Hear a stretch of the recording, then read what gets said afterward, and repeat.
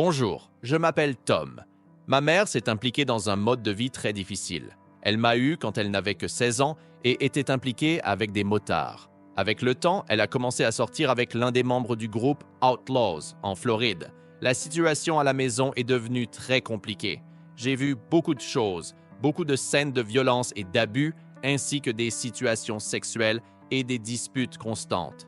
Grandir sans la présence d'un père et ne le voyant que quelquefois m'a rendu très amer. Pendant l'adolescence, cette colère n'a fait qu'augmenter. À l'école, j'ai commencé à m'intéresser au satanisme et à la sorcellerie et j'ai fini par former un coven. Une partie de cette histoire est difficile à raconter car il y a encore des gens vivants qui sont impliqués dans la sorcellerie et la magie noire et certains d'entre eux sont très proches de moi. J'ai été constamment rejeté et j'ai beaucoup souffert de violences physiques. Oh! Ma mère, très agressive, me disait toujours que je ne serais rien dans la vie. Elle me battait physiquement, parfois elle me jetait par terre et me tirait par les cheveux quand j'avais seulement 7 ans. Une fois, elle a mis son pied sur mon visage et m'a traité de merde de chien. Tout cela m'a amené à développer une très faible estime de moi-même et je ressentais un profond désir de pouvoir et de réussir dans la vie.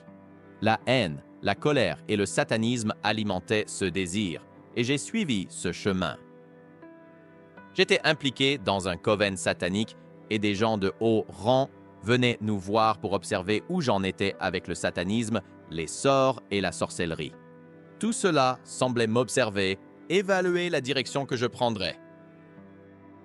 Une nuit, j'ai eu une expérience terrifiante avec du LSD. Je me suis perdu dans la forêt pendant environ 10 heures entre la nuit et l'aube, courant, croyant être poursuivi. Après cela, je me suis isolé dans ma chambre pendant plus d'un mois. Peu de gens me rendaient en visite, et l'un d'eux était un membre de mon coven. Des choses étranges ont commencé à se produire. Je voyais des entités démoniaques, et mon lit commençait à trembler la nuit. L'une de ces situations s'est produite lorsque mon ami était avec moi dans la chambre. J'avais besoin d'aller aux toilettes, et pendant que j'y étais, quelque chose de très effrayant s'est produit. J'étais sobre, sans drogue, sans alcool. J'avais peur des choses que je voyais et je ne voulais plus m'impliquer avec quoi que ce soit. J'étais seul dans la chambre depuis des semaines. Et c'est à ce moment-là que, soudainement, j'ai vu les démons.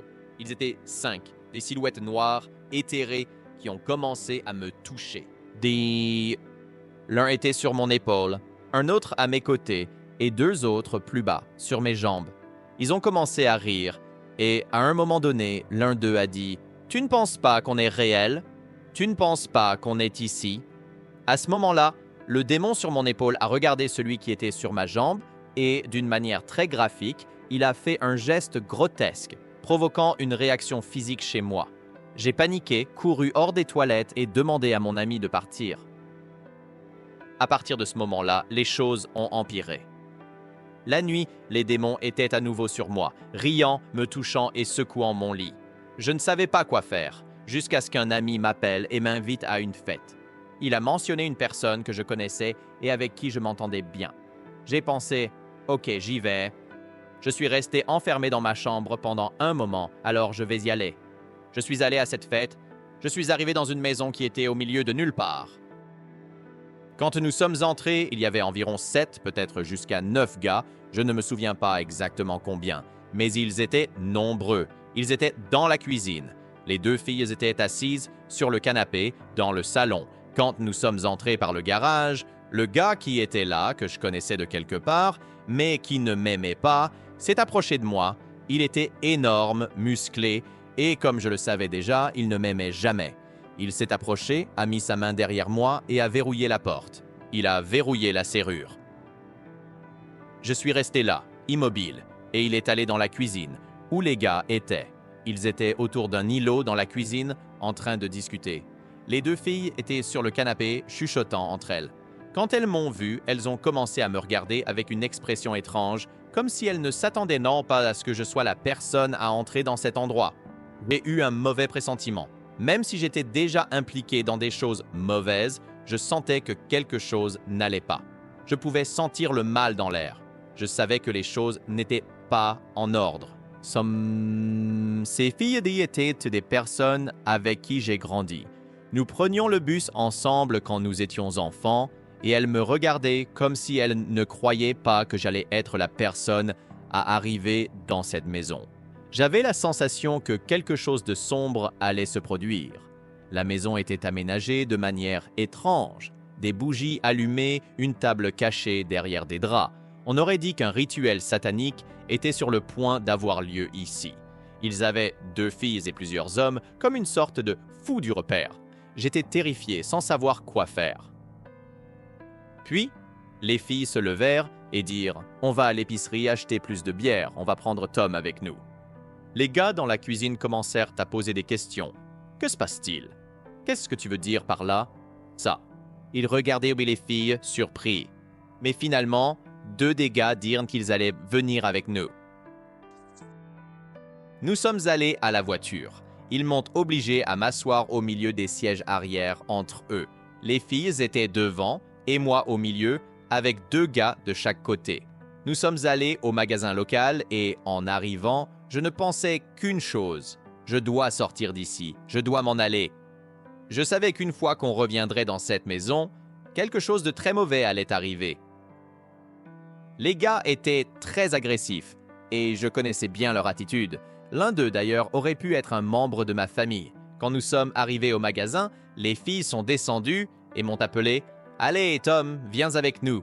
Mais les gars m'ont repoussé dans le siège et ont dit « Reste ici. Si tu veux quelque chose, dis-le aux filles. Tu n'as pas besoin de descendre. » Les filles sont entrées et sont restées là un moment.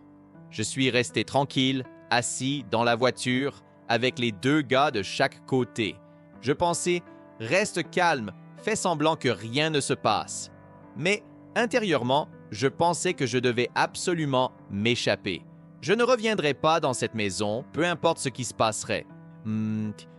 Quand nous sommes enfin revenus à la maison, j'ai pris un des paquets de bière comme si je voulais aider, mais en réalité, j'essayais de trouver une excuse pour ne pas entrer.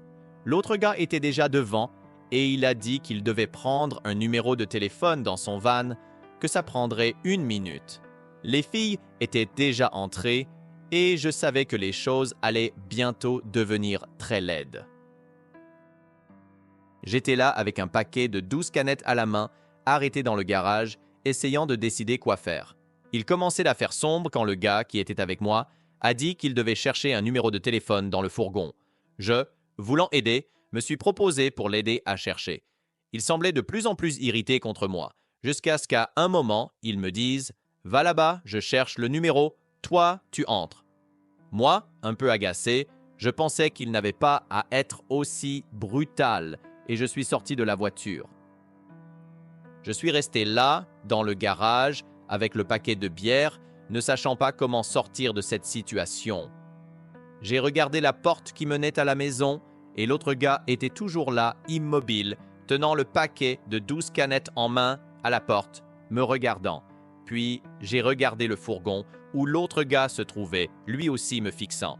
Je savais que je devais agir rapidement. Je suis allé aux toilettes, essayant de gagner du temps, mais je savais que les 2 me surveillaient de loin. Soudain, une idée a surgi dans mon esprit. « Cours !» Et c'est ce que j'ai fait. J'ai couru à travers les bois, sans regarder en arrière, ressentant une adrénaline immense. J'ai entendu les gars courir après moi juste après. J'ai couru aussi vite que je pouvais, comme si le Seigneur m'avait donné des forces supplémentaires à ce moment-là. J'ai atteint le bord des bois et j'ai trouvé un grand champ ouvert avec de l'herbe haute, comme un champ de foin. Je me suis arrêté une seconde, ne sachant pas où aller, et j'ai pensé « Si je cours par ici, ils vont voir les traces de mes pas dans l'herbe haute. Ils vont me suivre directement. » C'est alors que j'ai vu une botte de foin couverte par une bâche au milieu du champ. J'ai couru jusqu'à là et me suis caché en dessous, essayant de rester aussi silencieux que possible. Pour être honnête, bien que je sois une personne dure, toujours prêt à me battre, à ce moment-là, j'avais très peur. Ces gars étaient grands et visiblement mauvais. J'avais tellement peur, allongé là, pleurant, priant silencieusement. À ce moment-là, j'ai prié Dieu. « Si tu existes vraiment, aide-moi. S'il existe un pouvoir plus grand que celui de Satan, fais-moi sortir d'ici et je serai à toi pour toujours. » Dès que j'ai terminé de prier, une lumière est apparue. Il commençait à faire nuit, et je ne voyais pas très bien autour de moi, mais cette lumière venait d'un endroit que je n'avais pas remarqué avant. C'était une maison. Je me suis levé et j'ai commencé à courir en direction de cette lumière. Je suis arrivé à la maison et l'homme qui arrivait avec sa famille revenait du marché. J'ai couru vers lui, ressemblant à un hippie avec les cheveux longs et épars, et j'ai raconté toute l'histoire. Il a bien sûr été surpris, mais ce qu'il a fait croire en moi, c'est qu'il connaissait la maison où le rituel satanique était préparé. La maison où les gars était celle d'un couple âgé qui était en voyage, et ils étaient là pour s'occuper de la maison pendant leur absence. Le détail, c'est que ce couple n'avait ni fils ni fille. Alors, c'est cela qui lui a fait comprendre, car il a dit « C'est cette maison-là » Et j'ai répondu « Oui, c'est celle-là ». Il a alors commencé à voir les gars sortir de la forêt, à me chercher. Il m'a alors demandé de monter dans sa voiture et il m'a emmené chez moi. En arrivant à mon appartement, le complexe où je vivais n'avait qu'une seule entrée, à l'arrière. Il faisait tout noir, sans éclairage, et il n'y avait qu'une seule façon d'entrer et de sortir de cet endroit. Le complexe comptait seulement 4 appartements. Quand je suis arrivé chez moi, je suis entré et j'ai vu qu'il n'y avait personne. En fait, il n'y avait personne dans tout le complexe, ce que j'ai trouvé plutôt étrange. Je suis allé à la cuisine et, en regardant par la fenêtre, j'ai vu la voiture passer avec les gars dedans. Sur le moment, j'ai pensé « Je ne peux pas rester ici. Ils savent où j'habite et ils passent juste devant. » Alors, j'ai pris un couteau dans la cuisine, je l'ai mis dans mon pantalon et j'ai mis ma chemise par-dessus. Je suis sorti par la porte arrière et juste à côté de mon immeuble, il y avait une concession de voitures d'occasion située en plein centre-ville. L'endroit se trouvait à une intersection très fréquentée avec un croisement de 4 ou 5 rues. Je savais que c'était la rue principale de la ville. Il y a un an, il y a eu une tempête et un grand arbre qui se trouvait à côté de la concession était tombé sur le bâtiment. Je suis monté sur cet arbre et me suis retrouvé sur le toit de la concession. De là, je pouvais voir les voitures circuler et je remarquais qu'elles me cherchaient. J'étais très nerveux, encore en pleurs, et je commençais à paniquer. Soudain, j'ai entendu une voix me dire « Descends du toit et marche sur la rue principale ». La sensation de paix que j'ai ressentie a été si forte que, même en pensant que j'étais plus en sécurité là-haut, j'ai décidé de descendre. J'ai commencé à marcher sur la rue principale, qui montait doucement et était pavée. J'entendais les voitures passer et je remarquais qu'elles me cherchaient. Mais dans une petite ville comme la mienne, c'était courant que des gens passent là pendant le week-end, se promenant avec des amis ou des petits amis. Alors, une voiture s'est approchée et j'ai pensé « Mon Dieu, c'est eux! Ils vont m'attraper! » La voiture s'est arrêtée à côté de moi et le conducteur a crié mon nom. Il a demandé « Ça va? Tu veux un coup de main? » Sur le moment, j'ai mis ma main sur le couteau, mais j'ai répondu « Ça va, laisse-moi tranquille. » Il a insisté « Monte dans la voiture, tout va bien se passer. » Quand il a dit cela, la paix que j'avais ressentie sur le toit est revenue, et j'ai accepté. Je suis monté dans la voiture et le gars était quelqu'un que je connaissais de l'école. On n'était pas amis, mais c'était un bon gars, très différent des autres. Il était calme, très poli et ne s'était jamais impliqué dans de mauvaises choses. Il m'a demandé ce qui se passait et j'ai répondu « Tu ne vas pas croire ce qui s'est passé. » Il a dit « Dis-moi, je t'écoute. » C'est là que j'ai commencé à tout lui raconter, les visites démoniaques et les personnes impliquées. J'avais l'impression que ces gens allaient me sacrifier cette nuit-là, parce qu'après quelques événements, je m'étais isolé dans ma chambre pendant plus d'1 mois, et je pense qu'ils pensaient que j'étais une menace. On aurait dit qu'ils voulaient m'éliminer, mais tout cela faisait partie du plan de Dieu. Le gars a alors suggéré « Allons chez mes parents. Là, ils ne pourront pas nous attraper. » J'ai été surpris, mais je me suis aussi senti en paix avec lui, comme s'il croyait ce que je disais. J'ai pensé « D'accord, alors nous sommes allés chez lui. Il vivait dans une ferme et nous étions sur une colline. Nous nous souvenons tous du moment où nous avons remis notre vie à Jésus. Et c'était une nuit magnifique, vraiment incroyable. Nous étions là chez lui et le paysage ressemblait à un tableau avec les étoiles brillant dans le ciel. Tout était vraiment beau. Il a commencé à me parler de Jésus-Christ et je n'avais jamais entendu cette histoire auparavant. Il m'a demandé « Voudrais-tu recevoir Jésus-Christ comme ton Seigneur et Sauveur ?» Et j'ai répondu « Oui. » Il m'a dit « Celui qui t'a parlé sur le toit, qui t'a dit de monter dans la voiture, c'était lui. » Alors, à ce moment-là, j'ai réalisé que cette paix et cet amour intense venaient en fait de Jésus. J'ai accepté Jésus-Christ comme mon Seigneur et Sauveur. Ce fut une expérience bouleversante. Je sentais que toute l'obscurité et le mal en moi étaient en train de s'en aller. C'était comme si de l'eau était versée en moi, des rivières d'eau coulant, tandis que le mal partait. Cette sensation remplissait chaque partie de moi, comme si c'était un verre en train d'être rempli. Lorsque l'eau a atteint mon visage, la paix et la joie ont envahi mon être, et je savais que j'avais fait le bon choix. Je me souviens avoir pensé « j'ai fait le bon choix pour Jésus-Christ ». Mais en y réfléchissant, je comprends pourquoi cela s'est passé de cette façon. J'ai conduit d'autres personnes vers Christ et j'ai vu beaucoup de gens se remettre à lui, mais ce n'est pas toujours aussi intense. Je crois que j'avais tellement de mal en moi, tellement d'obscurité, que Dieu a eu besoin de faire une remise en question aussi profonde à ce moment-là. Ce fut mon moment de libération. J'ai été sauvé cette nuit-là, mais la bataille n'était pas encore terminée. Yo. Quand je suis rentré chez moi, j'ai commencé mon voyage en tant que chrétien novice, sans savoir grand-chose. J'ai pris une Bible et j'ai commencé à lire.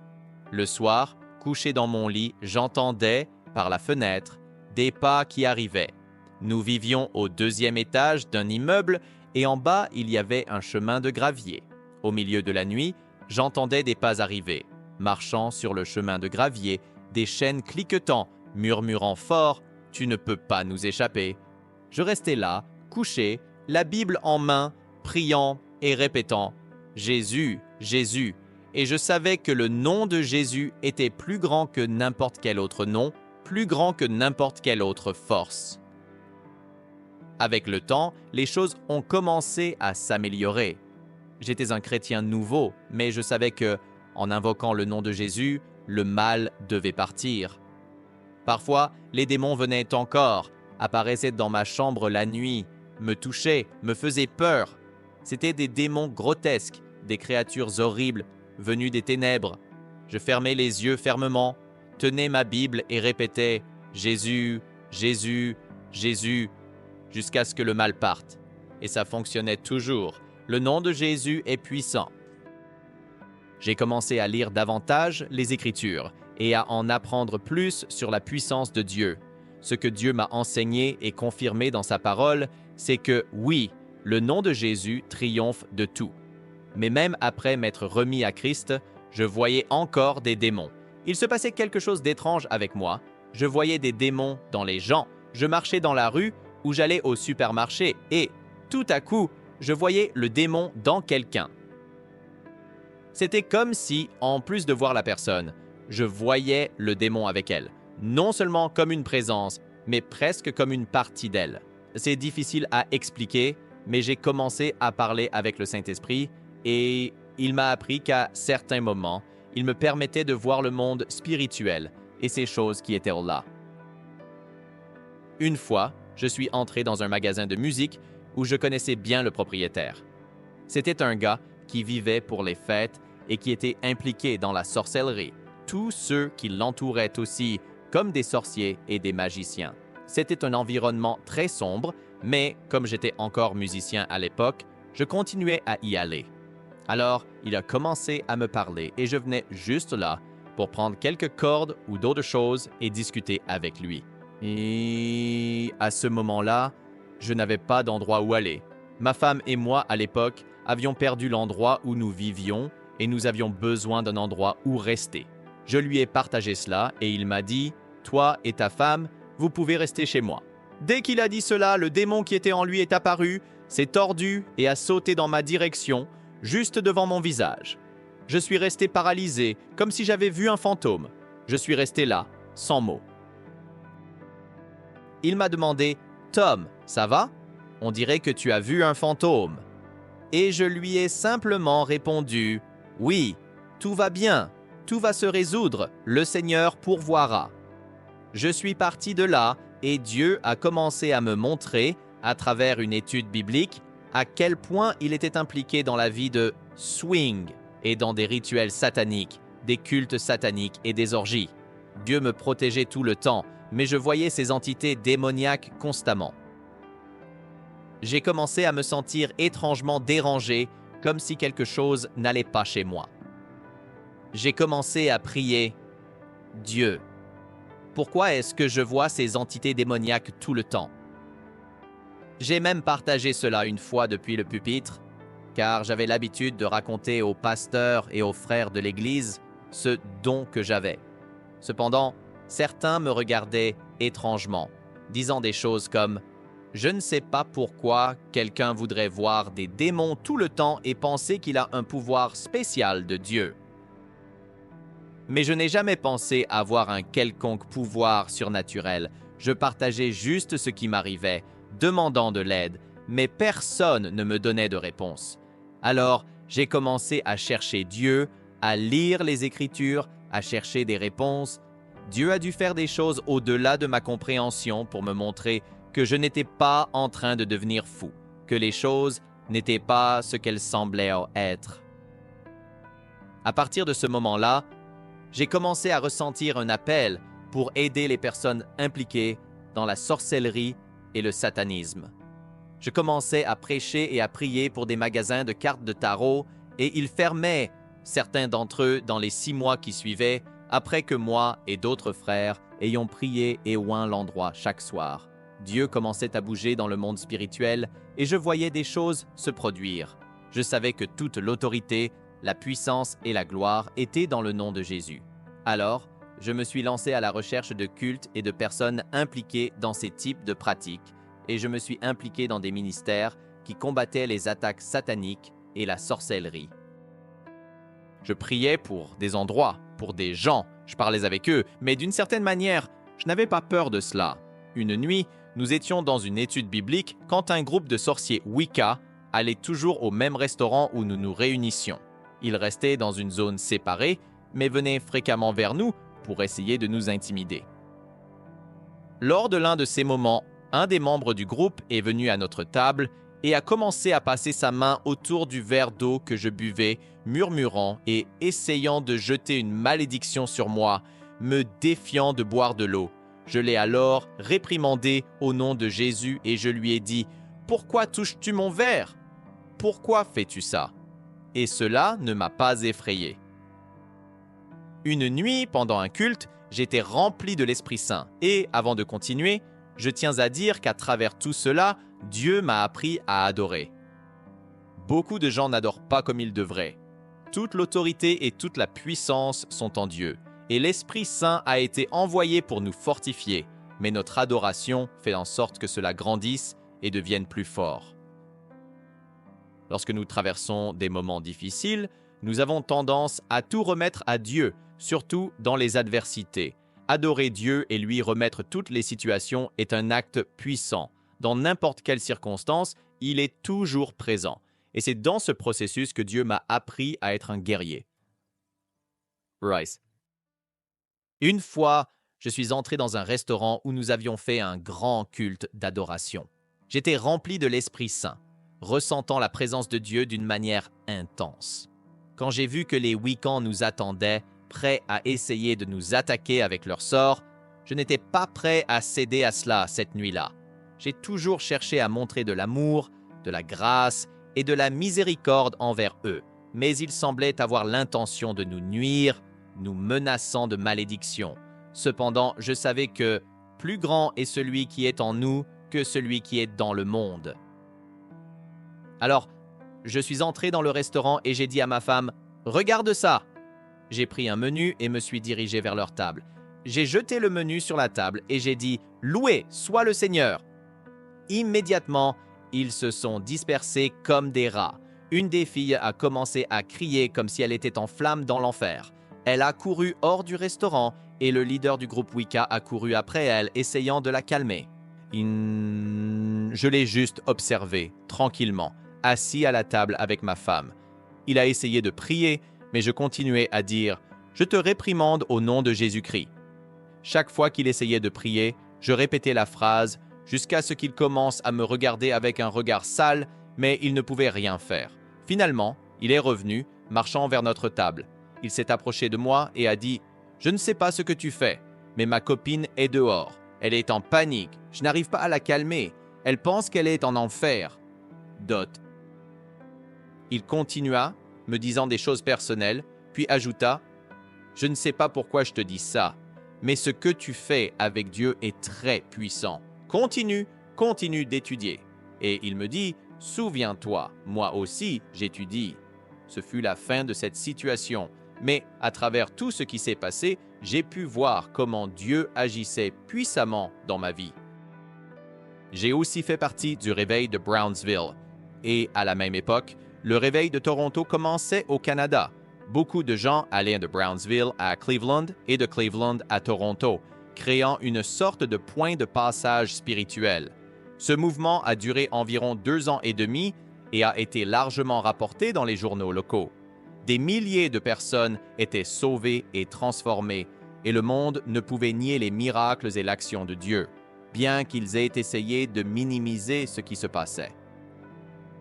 Cependant, à mesure que la nouvelle se répandait, elle attirait aussi des personnes impliquées dans des pratiques occultes. De nombreuses sorcières ont commencé à fréquenter l'Église et à s'asseoir à l'arrière. Moi, comme Dieu me le montrait, je savais exactement qui elles étaient. Je disais aux frères, « Cette femme là-bas est une sorcière, elle prie contre nous. » Nous commencions alors à prier et, sans avoir besoin de leur dire quoi que ce soit directement, beaucoup d'entre elles s'agitaient et sortaient. Certaines d'entre elles ont fini par se convertir, changeant de vie. C'était un mouvement puissant de l'Esprit Saint. J'ai vu des guérisons extraordinaires. J'ai vu des personnes atteintes de paralysie cérébrale sortir de fauteuils roulants sans l'aide de personne.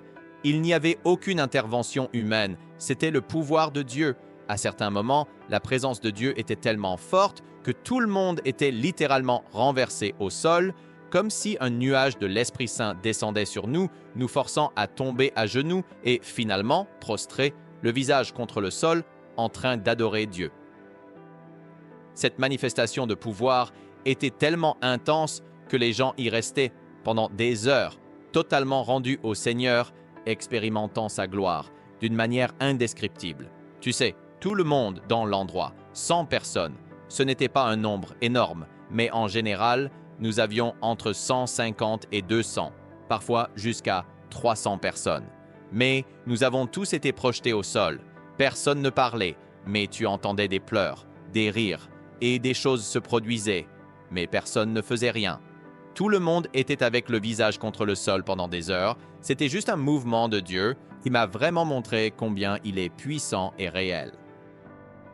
En même temps, j'étais vraiment avide de plus de Dieu. Comme je l'ai mentionné, nous partions pour ministres dans les villes, raconter aux gens à propos de Jésus. Dans ma région, il y avait de nombreux covens de sorcières et des activités liées à la sorcellerie. Aujourd'hui, il n'est même plus nécessaire d'aller si loin pour trouver cela, c'est partout. Nous étions toujours impliqués dans ce genre de choses. Pendant plusieurs années, je me suis toujours demandé ce qu'il était devenu de ce garçon qui m'a pris en voiture et m'a aidé où il était allé. Je pensais, il a 17 ans, il était dans un champ missionnaire. Je l'ai retrouvé quelques années plus tard et il m'a raconté qu'il était assis sur le canapé chez lui, en train de regarder la télé un vendredi ou un samedi soir. Je pense que c'était samedi soir et il m'a dit que Dieu lui avait parlé. « Lève-toi, prends la voiture et va au centre-ville, j'ai quelque chose à faire pour toi. » Il ne savait pas ce que c'était, mais il savait que Dieu lui avait ordonné de le faire. Il conduisait dans la ville suivant son circuit habituel, quand soudain, il m'a vu monter la colline. Et là, il a entendu Dieu dire « C'est lui, là !» C'est alors qu'il est venu et m'a demandé si j'avais besoin d'une voiture, parce qu'il savait que c'était ce que Dieu voulait qu'il fasse, comme si Dieu lui avait dit « C'est ce que je t'ai ordonné de faire, sortir du canapé et aller là-bas. » Je lui ai remercié et lui ai dit « C'était incroyable. Parce que souvent dans la vie, Dieu nous parle, nous guide et nous n'agissons pas. Que ce soit par peur ou pour toute autre raison, nous doutons et disons « J'ai besoin d'une autre confirmation, Seigneur. » Et quand je l'ai rencontré, j'ai dit « Merci d'avoir été obéissant, d'avoir écouté et fait ce que le Seigneur t'a demandé de faire. » Cela me touche toujours quand j'entends des histoires de chrétiens qui montrent cette obéissance et cette confiance en écoutant Dieu.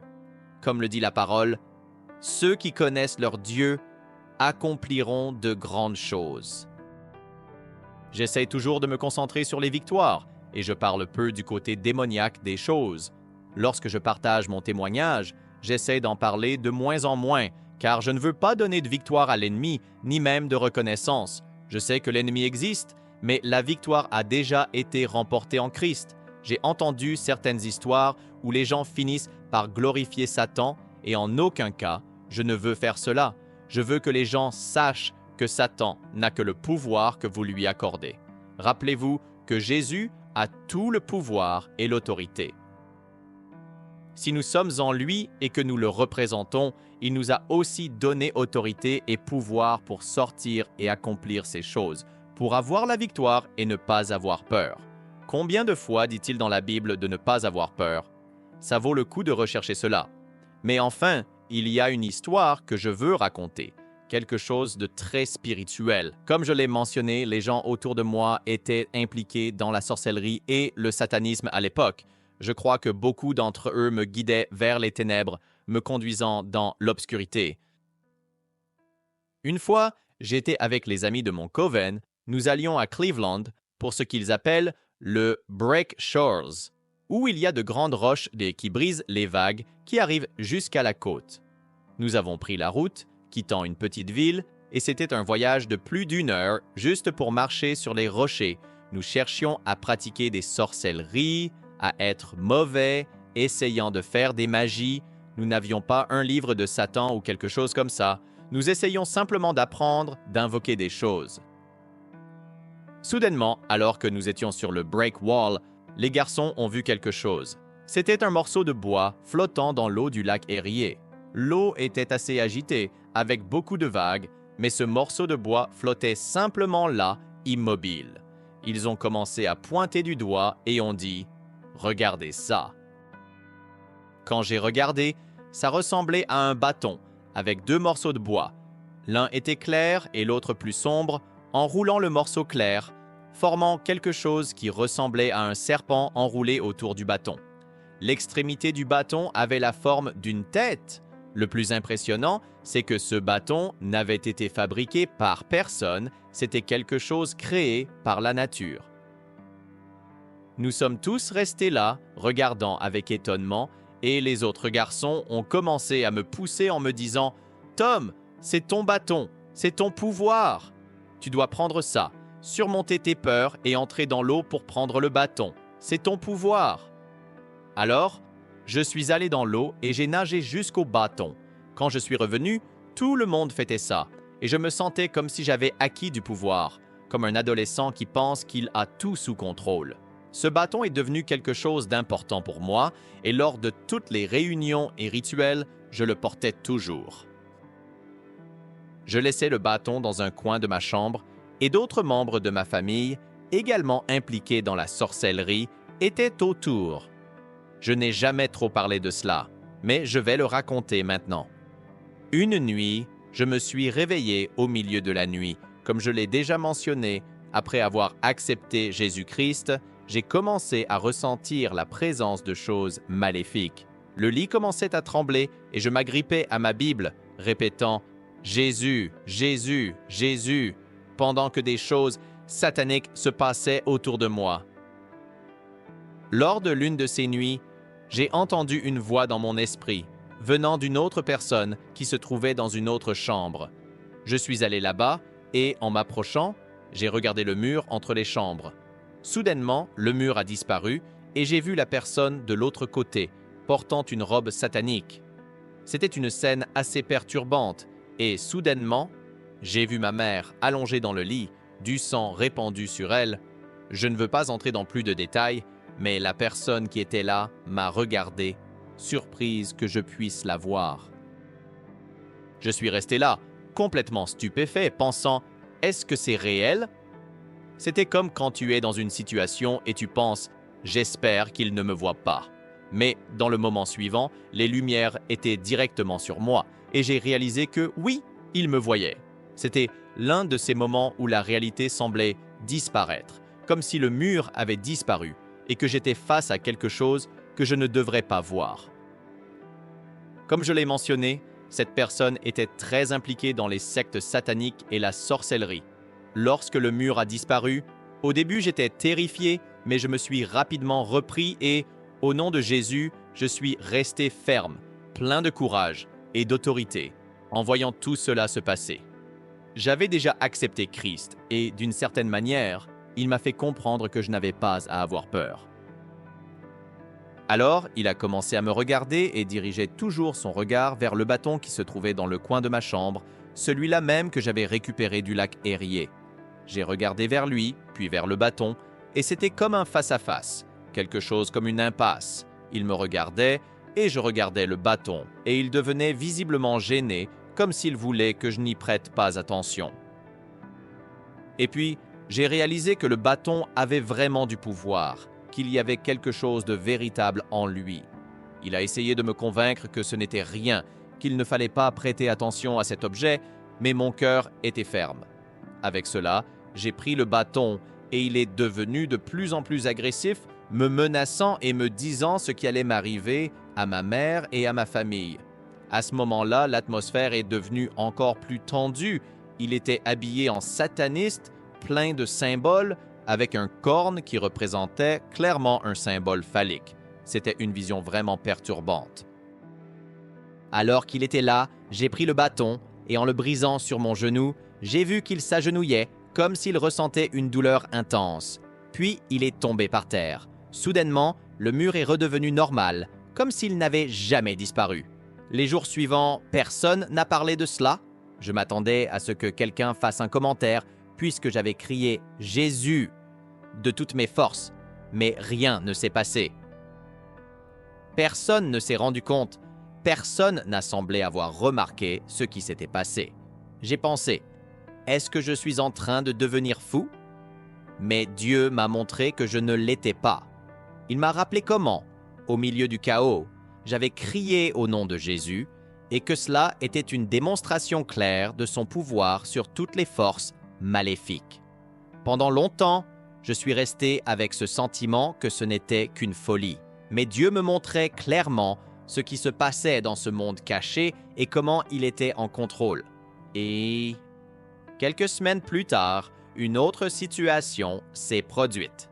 J'allais dans un magasin de proximité pour acheter des cigarettes, quelque chose que je faisais encore à l'époque. C'était une petite ville tranquille, et lorsque j'étais au coin de la rue, prêt à traverser, une voiture est apparue soudainement, roulant à grande vitesse, me frôlant presque. J'ai vu le conducteur et c'était la même personne de l'autre côté du mur, ce regard démoniaque, comme s'il voulait me tuer. J'ai eu l'impression que Dieu m'avait tiré en arrière, me protégeant, et la voiture est passée. Encore une fois, une autre situation qui, bien que sombre et menaçante, m'a montré la puissance et la protection de Dieu. Ces épisodes ont toujours été suivis d'une leçon importante. Dieu me montrait les ténèbres autour de moi, mais en même temps, il me montrait combien il était victorieux sur tout le mal et comment le sang de Jésus a du pouvoir sur tout. Le mur s'est refermé et tout est redevenu normal. Quand j'ai pris le bâton, j'ai vu son regard, plein de peur, et il a essayé de me convaincre que cet objet n'avait aucun pouvoir, essayant de me distraire. Il répétait les mêmes mots que les autres membres de la secte disaient, essayant de m'influencer pour que j'agisse de manière irrationnelle. Mais à la fin, je savais ce que Dieu voulait m'enseigner. Premièrement, ce que je veux dire, c'est que nous devons être très prudents avec n'importe quel objet dans nos maisons qui pourrait invoquer le royaume démoniaque. Oui, cet objet était une sorte de portail, une ouverture pour l'ennemi qui se trouvait exactement dans le coin de ma chambre. Je n'ai jamais vu de bulle de magie sortir de lui, ni de lumière mystérieuse, mais il était sans aucun doute quelque chose de démoniaque. Je crois que c'était une porte d'entrée pour l'ennemi. Après cela, après que le bâton ait été brisé, j'ai reçu Jésus-Christ. Le bâton était là dans le coin de ma chambre pendant quelques mois, pendant que j'essayais de grandir en tant que chrétien. Il était toujours là, mais dès qu'il a été brisé, ma vie a commencé à changer. J'ai commencé à me libérer, j'ai déménagé, Dieu a commencé à agir, j'ai vécu un réveil, tout cela s'est passé. Quand j'étais dans ce réveil, Dieu m'a donné des visions. J'ai vu des choses qui allèrent se passer dans le futur, des choses que je crois être pour les derniers temps. Cela m'a poussé à chercher à être un guerrier en Christ, à être fort, à croire en sa parole et à rester ferme dans l'autorité de Christ.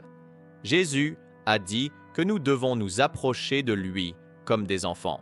Nous n'avons pas besoin d'être des experts en théologie ou dans les Écritures pour lui plaire. Bien sûr, il est bon d'étudier et de s'améliorer, comme la parole dit, pour mieux connaître la parole de Dieu. Mais nous n'avons pas besoin de nous sentir pressés d'être comme les pharisiens et les sadducéens qui se croyaient sages simplement parce qu'ils connaissaient la loi. Jésus a dit que nous devons venir à lui comme des enfants. Cela signifie croire en lui avec la simplicité d'un enfant, vivre cela avec un cœur pur. Si ce que vous avez est seulement le nom de Jésus, à invoquer, cela suffit. Aimer Dieu de tout son cœur et son prochain comme soi-même est le commandement simple et clair que Jésus nous a laissé, et n'importe quel enfant peut comprendre cela.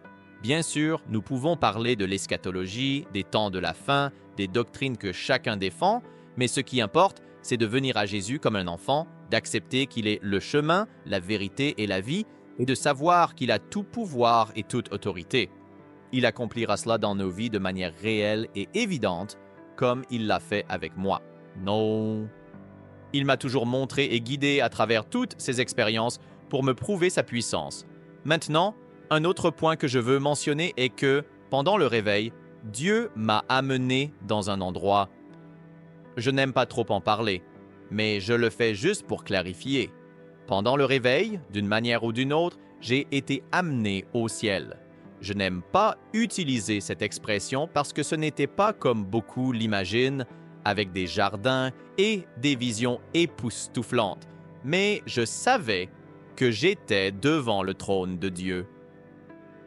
Je ne pouvais pas le regarder directement, et il a même ri de cela, car j'essayais de le regarder en disant que je l'aimais tant et que je voulais le voir, et il me disait « Tom, tu sais que tu ne peux pas me regarder. Tu sais ce que la Bible dit, qu'aucun être humain ne peut regarder Dieu. » J'ai passé des années à débattre de savoir si c'était Jésus ou si c'était Dieu, mais maintenant je sais que c'était Dieu.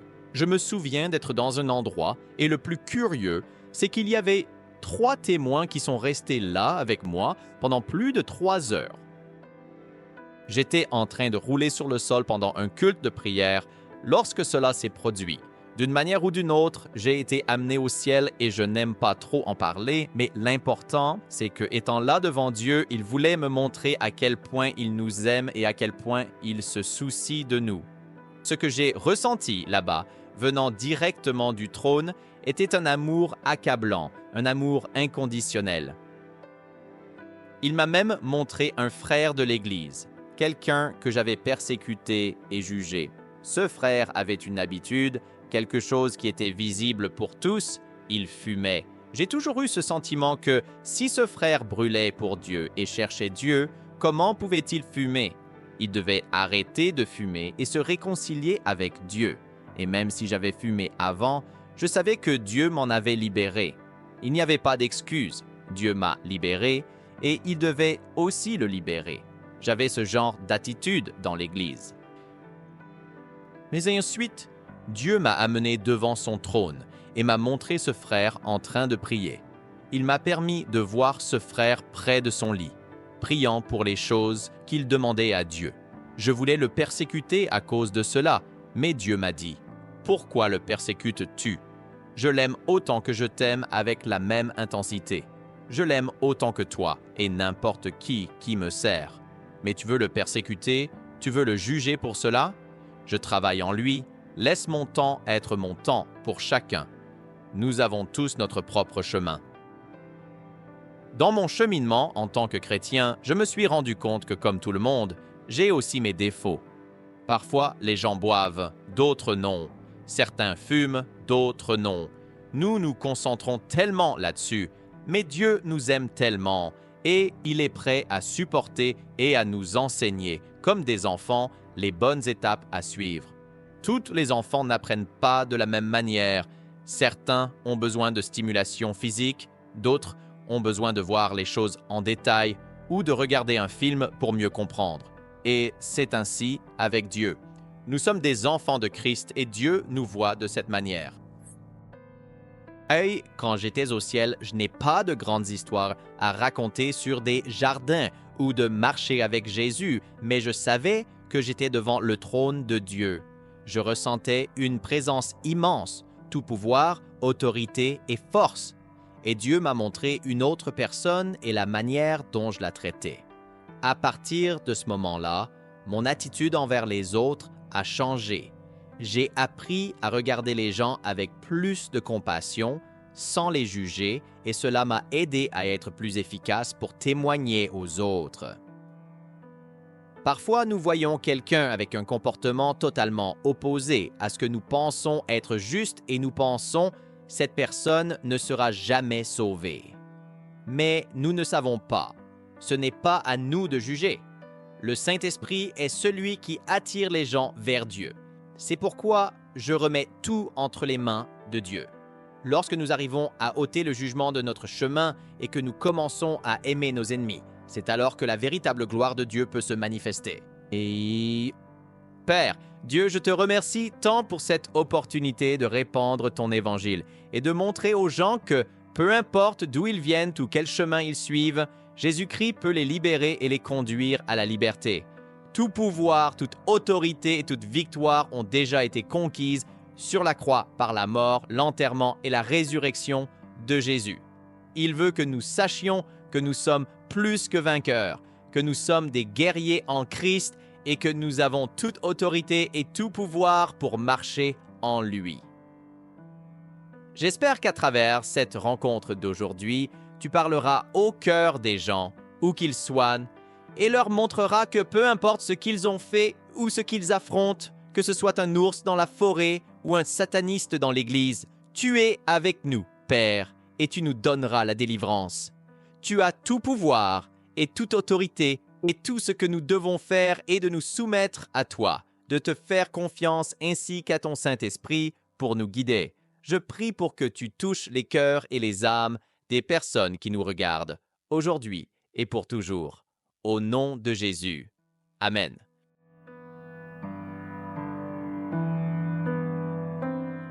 Maintenant, après avoir écouté ce voyage incroyable de foi et de transformation, je te demande, qu'attends-tu pour vivre quelque chose de vraiment extraordinaire?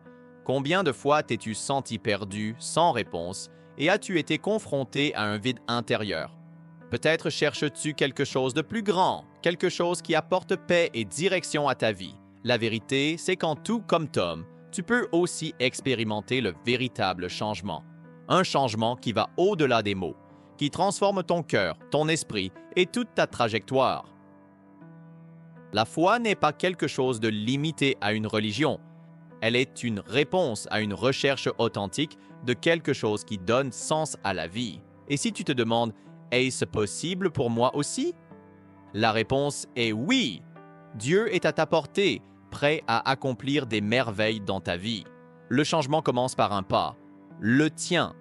Es-tu prêt à faire ce pas de foi? Bonsoir. Maintenant, je veux savoir de toi, qu'est-ce qui t'empêche de changer? Qu'attends-tu pour faire ce premier pas de foi? Partage avec moi dans les commentaires. Je veux savoir comment tu te sens par rapport à tout cela et ce que tu es prêt à faire pour transformer ta vie. Et si tu veux vraiment apprendre à grandir dans la foi et transformer ta vie, abonne-toi à la chaîne et active les notifications. Ne manque pas nos vidéos, car chacune d'elles peut être la clé du prochain pas dans ton parcours. Allons-y ensemble.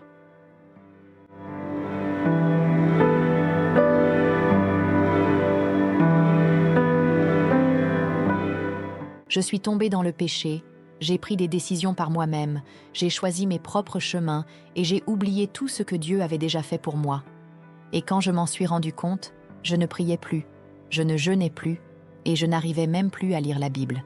Tout s'éloignait et ce qui semblait bon au début devenait amer.